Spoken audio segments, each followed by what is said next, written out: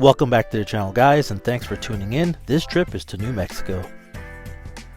From here we go northeast to Los Alamos, then we go to Santa Fe, and then we end up right back here in Albuquerque. Those are our three major cities, but we do visit a couple of different spots on the way. We go ahead and collect our belongings, then head downstairs where you will find the rental bus that will take us to pick up the rental. Within, I would say, about 15 minutes, we pick up our SUV and then we're on the way. From Albuquerque to the First National Park is about an hour and a half. Go ahead and notice how the terrain changes from over by the airport to where we are now. Yes, we are still climbing. For example, Orlando is 82 feet above sea level. Los Alamos is 3,220 feet above sea level. That means we are 82 times higher than we're accustomed to. You might be asking, why does that matter? Well, we'll tell you shortly, but for now, just sit back and enjoy the beauty, because we definitely did. When we were leaving the city, we did not see any snow on the ground, but as we were getting into the country, we definitely saw some. Now we're almost at our first stop, which is Bandelier National Monument. The monument is a protected area in the Jemez Mountains of New Mexico. It was established in 1916 to preserve the cultural history and archaeological sites of the ancestral Pueblo people. We stopped in the visitor center, talked to the ranger, picked up our map, and we're on our way. Like I mentioned earlier, this hike at altitude was quite challenging. The monument covers approximately 33,677 acres and includes a variety of geological and ecological features, including canyons, mesas, and mountains. And as you can see here, we kept climbing more and more steps.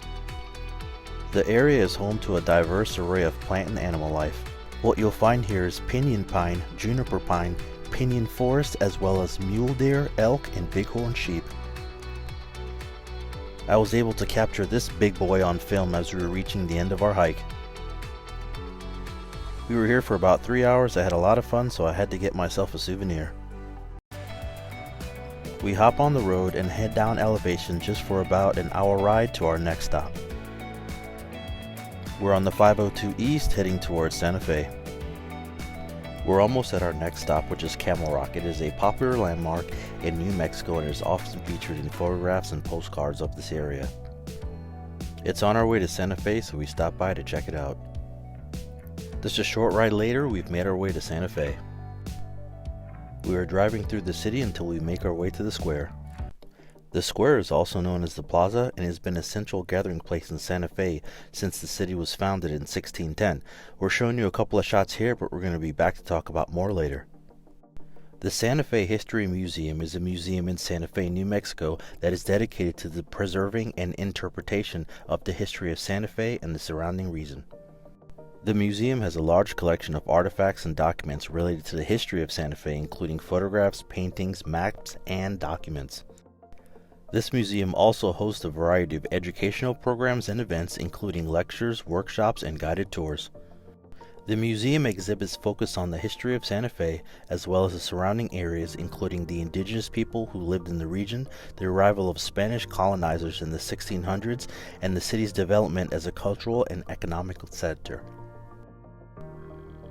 We enjoyed our time here and definitely enjoyed learning about Santa Fe. After visiting the museum, we step outside to explore our next location, which is the Palace Press. The Palace Press is home to a large collection of antique printing equipment, including printing presses, typecases, and other tools and machinery used in the printing process.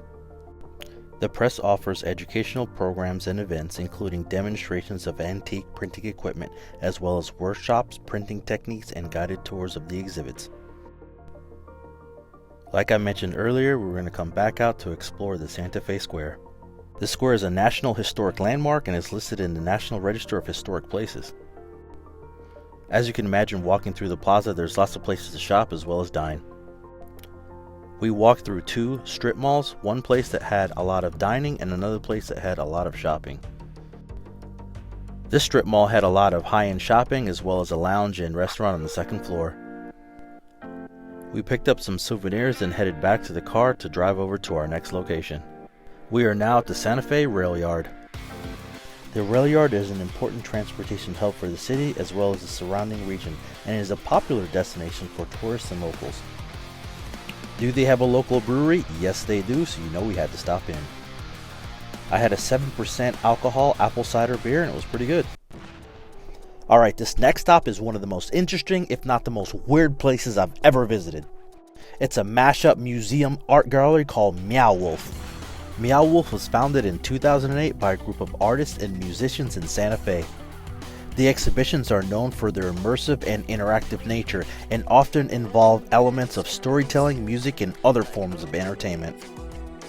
Honestly, Amber and I were walking through this place like, what the heck did we get ourselves into?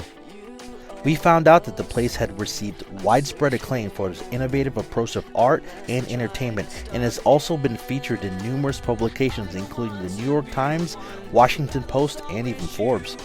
They are best known for their large-scale interactive art installation called the House of Eternal Return. We had fun here and we're glad we went. Now we hop back on the road for about an hour-and-a-half drive as we make our way into the city of Albuquerque.